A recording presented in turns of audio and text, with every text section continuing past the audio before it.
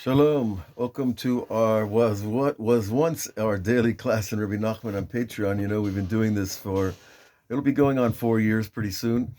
And our goal when we began was simply to teach and to learn together the classic work of Rabbi Nachman, Likuti Moharan, word for word, paragraph for paragraph, without any worry about how long it would take or how difficult it can be, because it's a book where you every time you go back to it, it's new, and every time you go back to it, you learn something new, and at the same time, you're accumulating knowledge and wisdom, enabling you to go forward in the Sefer. And this book is an amazing event. It's probably the most powerful spiritual tool that I've ever encountered in my life, and I trust that it's true for a lot of people, because thousands and thousands of Hasidim, which of course means the pious ones of Judaism, seek out advice and guidance and insight from this particular book. So our goal is to finish it when it happens. And so the war came along, and well, it's been about more than 30 days that we haven't returned to our daily learning of this book, because I've been trying to, of course, share with the experiences of war that we're having here and the Torah that's connected to it, the prophecies in the sages, the prophecies in the Zohar and other places where this war has been already predicted, and we hope the outcome will go according to, the best sources. But it's time to get back to the basic work here that we've been doing, because I feel lost, distant from that connection to the daily learning of a piece of Torah. And it's something that the sages teach over and over, that we should have a book, a constant contact with the Torah on a daily basis, whether it's the 5 books of Moses or the 60 Sa'ad tractates of the Talmud, and the books of Rabbi Yosef Karo and the Shulchan Aruch, and the books of all the masters. Well, we can't learn it all at once. But when we have one book that we go back to, it keeps us rooted. This is part of the discipline of the Jewish learning, and the perseverance of our path is to come back to the same book and continue learning it, because there's always something we didn't discover. And the Torah we're going to learn today, Torah Pei Gimel 83, is a short piece, but it's very deep. I'm going to try to do the best I can. Stay with me. We're going to get there. And he takes a very important concept in charity called Matan Beseter. And King Solomon said about giving a gift in secret, a secret gift. No one knows who's getting the charity, and no one knows who's giving it, except, of course, the giver. But he doesn't know who it's going to, and the one who gets it doesn't know who he got it from. That's called Matan Beseter, a secret gift. Yichpe af, it covers over anger. What anger? Well, it could be the anger in the one who's giving it, because a person has money, but he doesn't want to give, and then he's asked to give secretly, and he does it, and that removes anger. Or the person who has anger at heaven because, God, I need help, and I have nobody to help me, please send me help. And a person makes a prayer like that because he doesn't have money, and he's angry that God's not answering his prayer, and then suddenly the gift comes, and he doesn't know from where. So he's happy about the surprise of the gift, but that's also covering over the anger.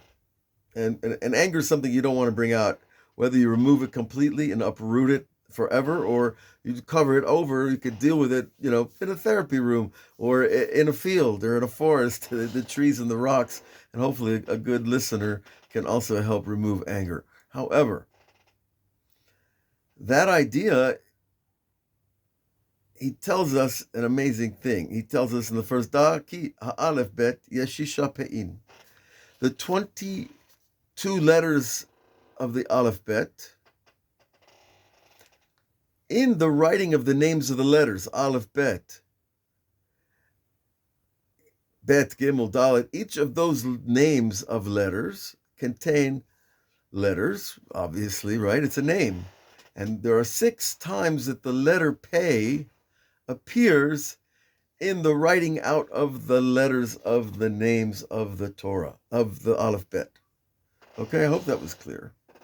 6 Alephs, 6 Peis appear in the names, like the word Aleph, the first letter is spelled Aleph, Lamed, Pei.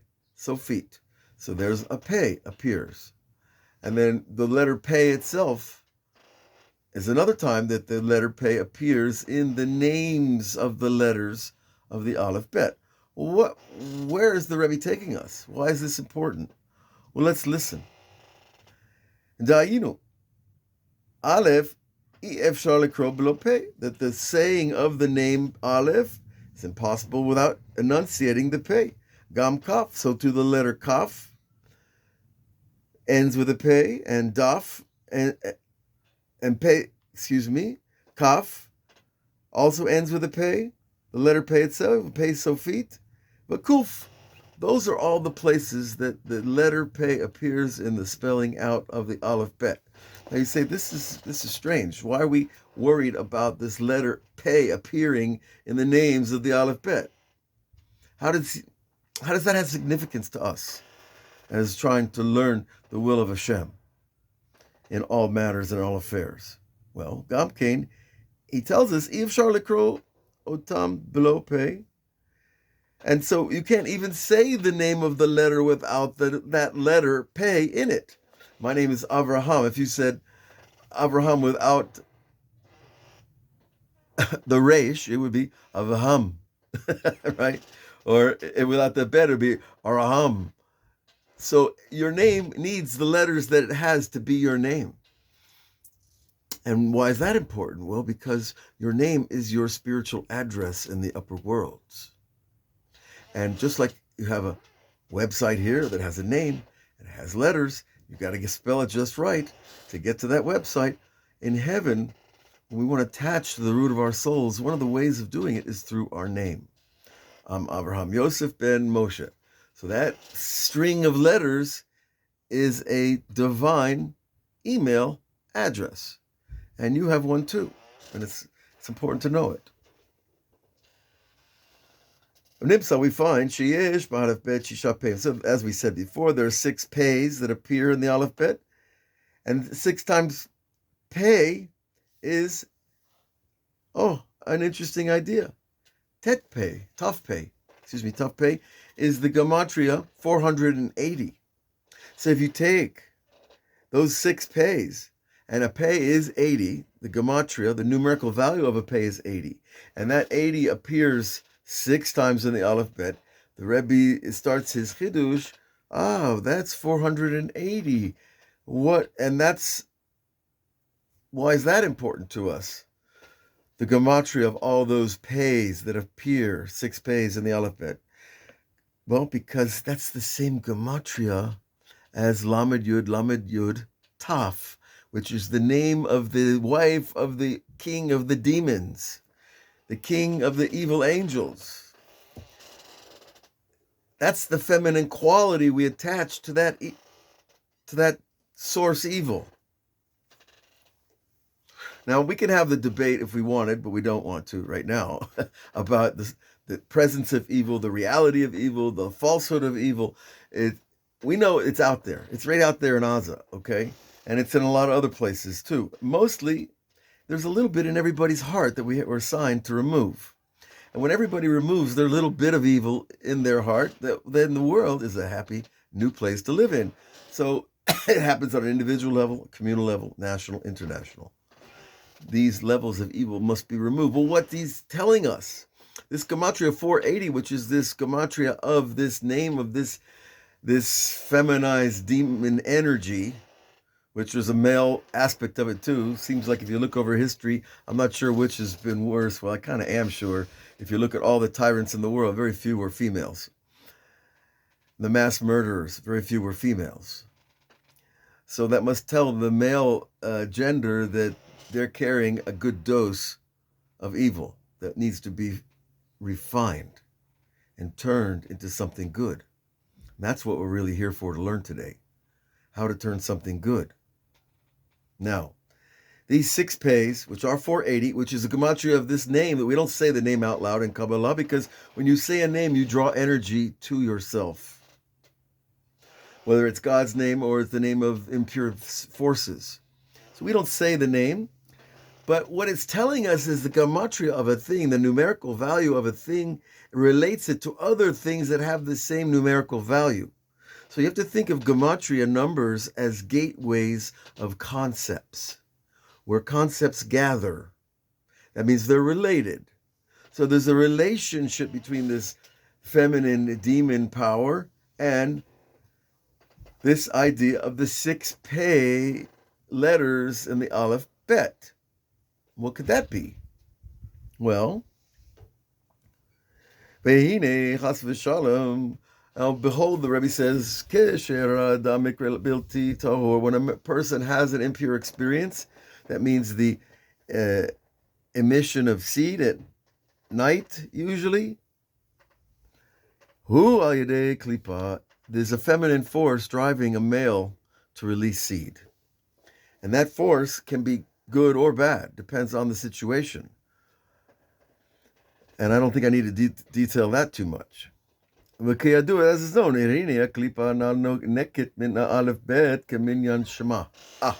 now we're getting really close to home on understanding this extremely deep idea. We have this feminine force that's pushing men to have an impure experience with their seed. Because, of course, there is a pure experience with seed, and that is the loving relationship of one's wife. Now, this force, though, is getting its power from the letters of the Aleph Bet, according to that gematria. So a number is a channel as well of force, good or evil, depending on the person. Again, that's why the word echad, which means one, echad is one in Hebrew, it's a concept and a number, is also the gematria of ahava, love. Because when you love something, you're one with it. And it's also, gematria 13 is gematria of the 13 midot of mercy. And so you see the number 13 has a lot of positive power, a lot of connections, interconnectedness. But we also know that this gematria of 480 has it's 10 times 48. 48 is gematria moach, the brain. But if you overpower the brain, then it overpowers the body. And if a brain is not balanced with a heart, we know what happens. You get an evil folk. Okay? Now, so the Aleph Bet, these numbers and their letters are places that give power to whoever is connected to them. Now, it could be for good or evil.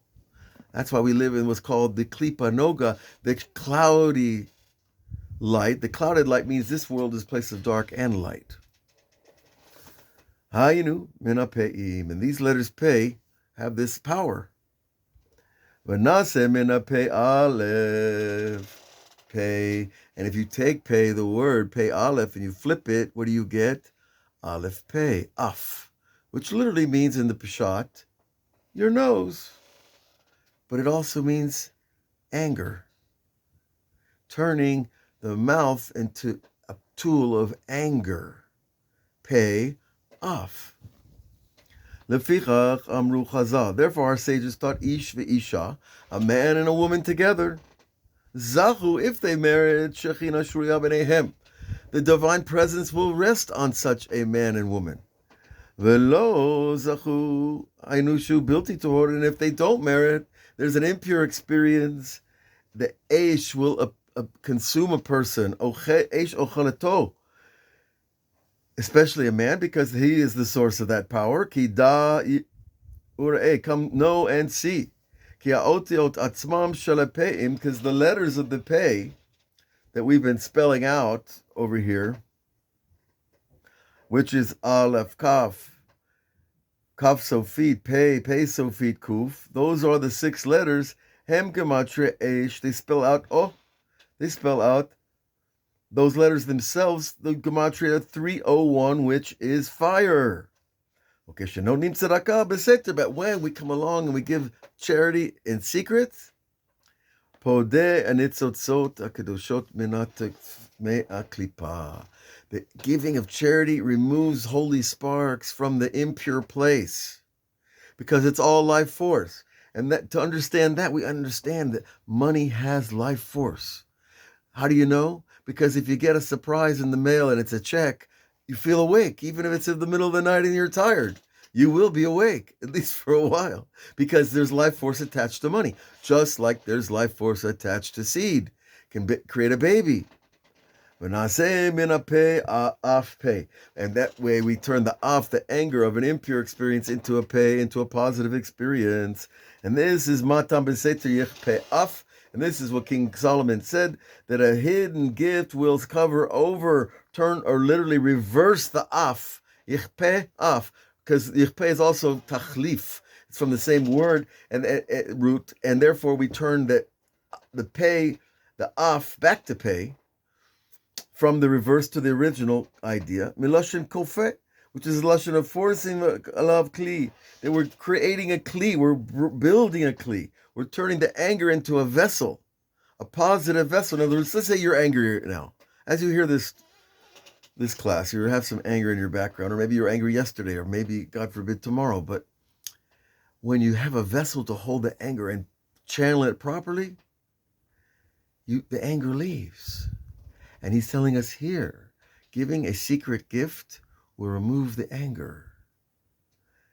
And this is yichpeh af, the covering or the reversing of the aleph, the aleph pei, the anger, to pei aleph, kofeh v'chofer.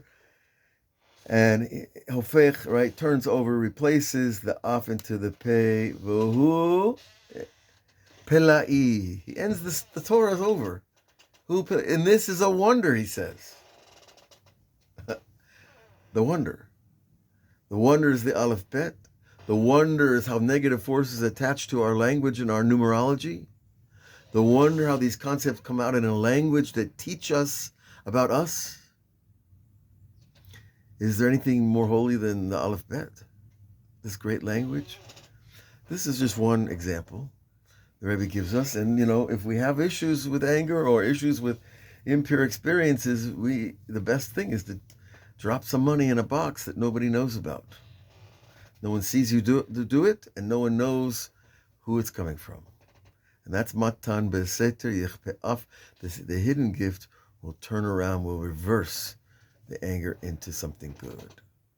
And we are here, my friends, to do just that in our lives, in our hearts, in our families, our communities, all the way out to across the valley there to Gaza, and all the way out into the entire world, because this is why the Jewish people were created in the first place. Because why? Because the human race needed somebody to go out there and tell them they're chosen to be children of God. But when you hear what's in the menu for the children of God, you say, well, I'm not sure I want that. But